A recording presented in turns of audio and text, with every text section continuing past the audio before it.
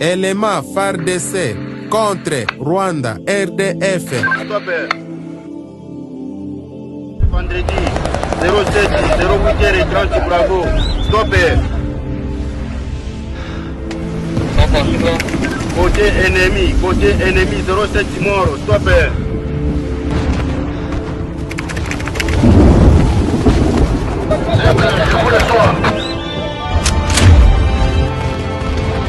À couvert! Message de reçu prêt. Exécution en cours. Barunyonyi bunagana kwa wapi tokonya tango.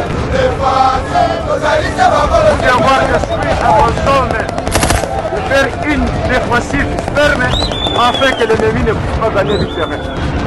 Frères d'armes, le commandant suprême nous a dit: Vaillants soldats, ensemble, nous triomphons de cette agression injustifiée. Nous sommes les gardiens de notre terre, les sentinelles de l'aube, les porteurs d'espoir. La puissance de l'ennemi peut sembler insurmontable. Mais je vous le dis, nous sommes plus que des soldats. Nous sommes les forces armées de la République démocratique du Congo.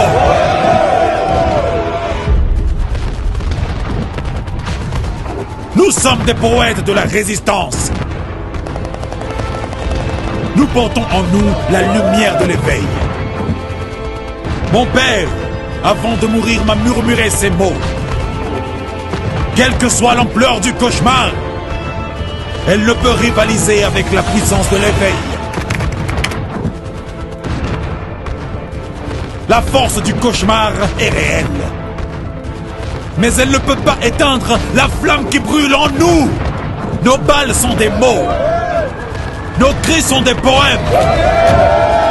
Chaque coup de feu est une strophe dans l'épopée de notre liberté.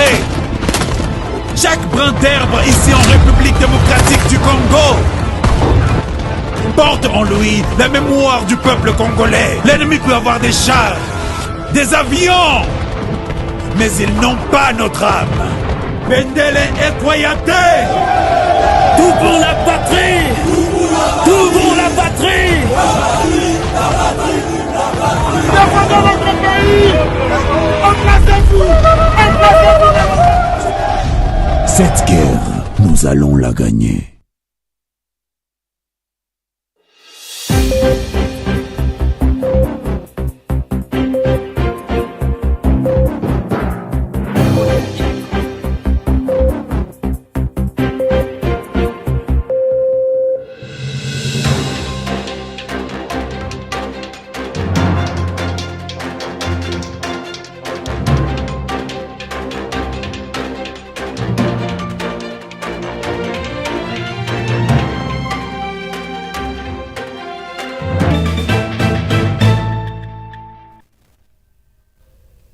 Chers téléspectateurs, bienvenue à suivre cette édition du journal. Cette information, pour commencer, apporter les messages de soutien et de réconfort aux déplacés de guerre. Tel est l'objet de la visite qu'effectue à Goma l'envoyé spécial de l'Union africaine pour la prévention du génocide et d'autres atrocités de masse, Adama Dieng. Depuis ce vendredi 8 novembre, ce dernier a échangé avec les gouverneurs du Nord Kivu, le général Peter Chirimwami, les reportages Urbain Moussavouli. Arrivé à Goma ce vendredi 8 novembre 2024 de l'envoyé spécial de l'Union africaine pour la prévention du génocide et d'autres atrocités de masse. Monsieur Adama Dieng est porteur d'un message de compassion de l'organisation panafricaine aux déplacés de guerre se trouvant au Nord Kivu. Il affirme encourager les processus de Luanda pour la restauration de la paix dans cette partie d'Afrique des Grands Lacs. Les atrocités criminelles ne naissent pas d'elles-mêmes. Et c'est pourquoi nous devons tout faire pour encourager le processus de Luanda pour que la paix s'instaure dans cette partie de l'Afrique afin que les populations puissent retourner à une vie normale. Et des efforts sont faits en ce moment dans ce sens. Vous avez été vous-même témoin de la réunion qui s'est déroulée il y a quelques jours ici à Goma et à l'issue duquel les deux ministres des Affaires étrangères du Rwanda et de la RDC se sont à nouveau engagés à tout mettre en œuvre pour qu'il y ait la paix, pour que cesse justement la commission de tels crimes, des crimes qui sont extrêmement graves. Je ne pourrai pas vous en dire plus. Je vais, comme vous le savez, continuer aujourd'hui ma visite sur Goma, d'abord en allant rencontrer les populations déplacées. Signalons qu'après Goma, l'envoyé spécial de l'Union africaine se rendra au Rwanda puis au Sud-Soudan. Au chef-lieu du Nord Kivu, l'agenda de M. Adama Diang prévoyait rencontrer les déplacés de guerre, la MONUSCO et la société civile. La tenue des États généraux de la justice à Kinshasa au centre de beaucoup d'attentes dans le chef de la population congolaise. Quelques habitants ont ainsi indiqué que plusieurs solutions vont sortir de ces assises pour le bel épanouissement de ces secteurs clés de la vie nationale. Le professeur docteur le dit ici en ces termes. Personnellement, nous encourageons ces assises parce que, comme le président l'a dit, la justice est malade. Tout le monde le sait et qu'il faut effectivement une thérapie des chocs.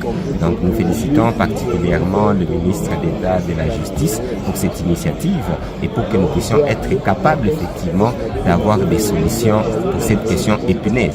Comme on dit, la justice élève une nation. Il faudra que ces assises soient des assises de taille pour que nous puissions arriver à avoir une justice congolaise pour les Congolais et par les Congolais.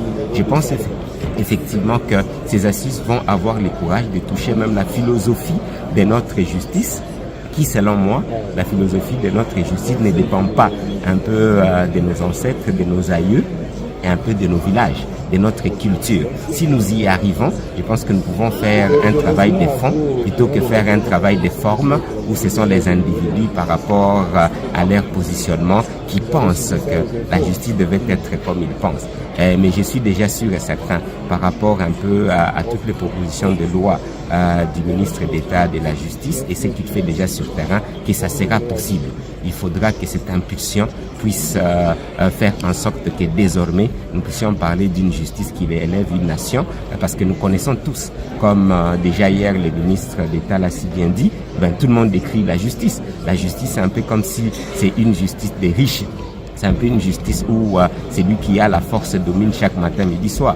Donc, ces assises ne doivent pas être une histoire de forme. Il faudra que ce soit une histoire de fond et que je demande au peuple congolais de tirer attention, de faire en sorte que, d'exiger même que les résolutions de ces assises soient appliquées pour l'intérêt du peuple congolais. Les déplacés de guerre des différentes confessions religieuses, chrétiens et musulmans, vivent en parfaite harmonie et collaboration dans les sites mosquées de Munigi en territoire de Nyiragongo. Des détails dans ce reportage de Prince Kakombe.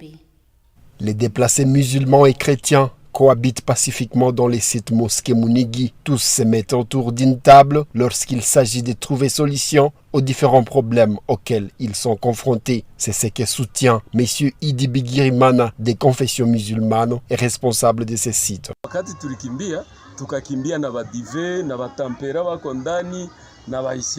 Nous avions fui vers les sites mosquées avec les adventistes, les tempérants et même les musulmans. Quand il y a un problème, nous cherchons une solution car là où vivent beaucoup de gens, le problème ne manque jamais. Aucun musulman ne peut chasser un chrétien, mais plutôt on partage des idées afin de trouver solution.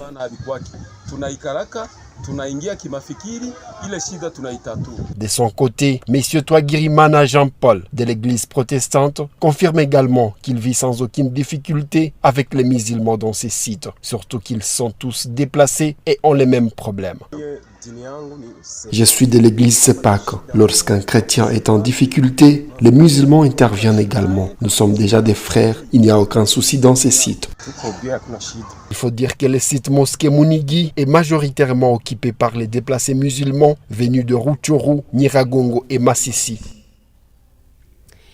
Des jeunes de bonne moralité et instruction doivent de plus en plus orienter et recommander pour servir dans le rang de la police nationale et des forces armées congolaises. afin de retisser la confiance entre la population et les forces de l'ordre d'une part et redorer leur image par la discipline d'autre part. Madame Neema Serutoke, actrice et défenseur des droits de l'homme, exprime ici.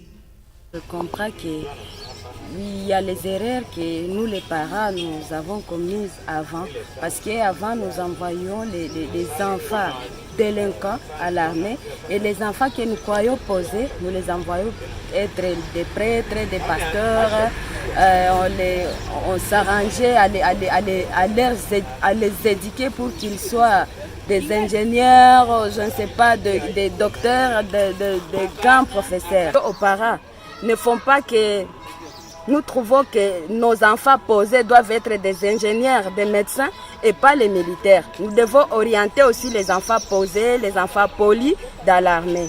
Moi, je pense que ce n'est pas pour rien qu'il y a la justice militaire. Et cette justice militaire, c'est pour dresser les militaires délinquants. C'est pour donner des sanctions aux militaires qui n'acceptent pas de suivre les codes militaires.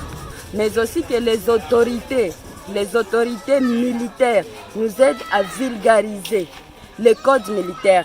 Parce que c'est à partir de ces violations des droits de l'homme qu'il n'y a pas les entendements entre les civils et les militaires. Rendons-nous présentement en territoire de Nyiragongo, précisément à l'école primaire Kambizi, où des élèves se confinent et d'autres restent debout pendant 2 heures de cours suite à la pléthore des élèves dans des salles de classe. Reportage. Il s'observe un pléthore des élèves dans les salles de classe à l'épée Kambinzi, un groupement de Moudja, village de Kizibade, territoire de Nyiragongo. Sur un seul pupitre, on peut voir 5 à 6 élèves se confiner et d'autres rester debout pendant les heures du cours. Cette situation est due au fait que l'épée Kambinzi est la seule école primaire publique qui est proche dans le milieu, nous explique le directeur Sadiki Bakunda Victoire. Walimu waliitika mwito, ndio maana tunafanya juma 2 kabisa na tuko nasoma, alafu au tu angali wanasubiri ile ambayo serikali inaweza kuwahaidia ili waendelee kufundisha vizuri watoto. Sadiki Bakunda Victoire interpelle les autorités à construire d'autres salles de classe avec équipement adéquat. Ombi ni kwamba viongozi wa nchi watusaidie kabisa kwa kujenga shule hata nyingine, hata na kuongezea viti vya watoto ndani ya darasa. Walimu waliitika mwito, ndio maana tunafanya juma 2 kabisa na tuko nasoma, alafu au tu angali wanasubiri ile ambayo serikali inaweza kuwahaidia ili waendelee kufundisha vizuri watoto. Pour votre gouverne, cette école primaire de Kambizi accueille aussi des élèves déplacés de guerre. 2 écrivains de Goma ont été en séance d'échange et réflexion sur l'exercice de leur profession à marge de la journée internationale dédiée aux écrivains africains le 7 novembre de chaque année. Reportage. Le national de l'écrivain africain a été célébré ce jeudi 7 novembre 2024 sous le thème La littérature, société et la paix. À Goma, le collectif des écrivains du Nord Kivu, Senoki, appelle le gouvernement à initier le goût de la lecture chez les enfants, surtout à cette heure du numérique. On a remarqué que le temps qu'on passait à lire un livre est plutôt volé par les numériques. Ils sont dans les TikTok, ils sont dans les Facebook, ils sont dans les WhatsApp. Au lieu d'ouvrir un livre et lire, n'est-ce pas? Nous avons remarqué aussi qu'il y a une négligence du gouvernement par rapport à l'appui du programme d'enseignement de la langue française et de la littérature en recourant au matériel, au didactique que nous sommes en train de constituer, nous, auteurs congolais, à travers nos ouvrages.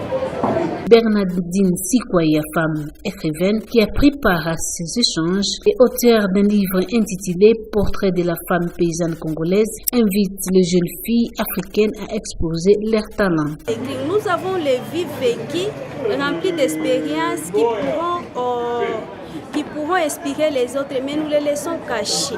Même la vie de maternité, l'expérience même de la maternité doit être écrite. Une autre participante à cette célébration, la personne de Madame Lisa, a appelé la jeunesse à s'engager dans la protection de l'environnement.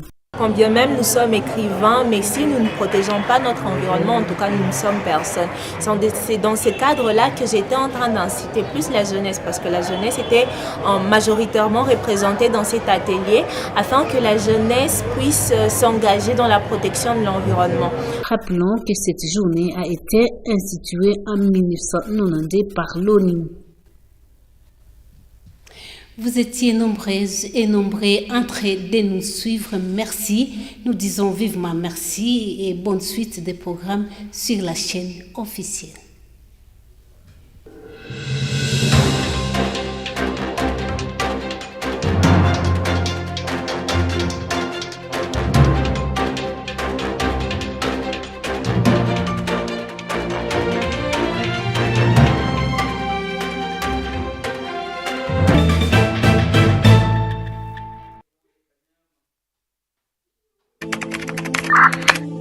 Élément FARDC contre Rwanda RDF. Vendredi 07 08h30 Bravo. Stopper. Côté ennemi 07 Moro. Stopper.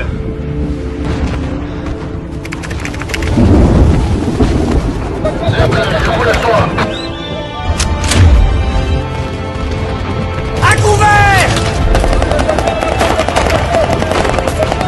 Message bien reçu, s'il vous plaît. Exécution en cours.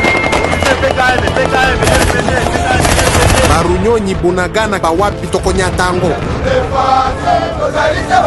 avoir l'esprit abandonne de faire une défensive ferme afin que l'ennemi ne puisse pas gagner du terrain. Frères d'armes, le commandant suprême nous a dit: Vaillants soldats, ensemble, nous triomphons de cette agression injustifiée. Nous sommes les gardiens de notre terre, les sentinelles de l'aube, les porteurs d'espoir. La puissance de l'ennemi peut sembler insurmontable. Mais je vous le dis, nous sommes plus que des soldats. Nous sommes les forces armées de la République démocratique du Congo.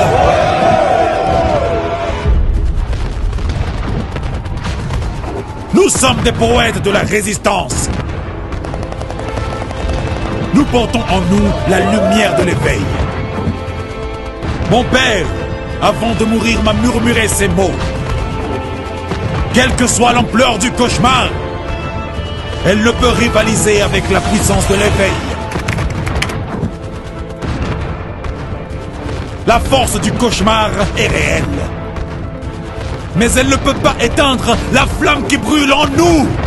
Nos balles sont des mots. Nos cris sont des poèmes.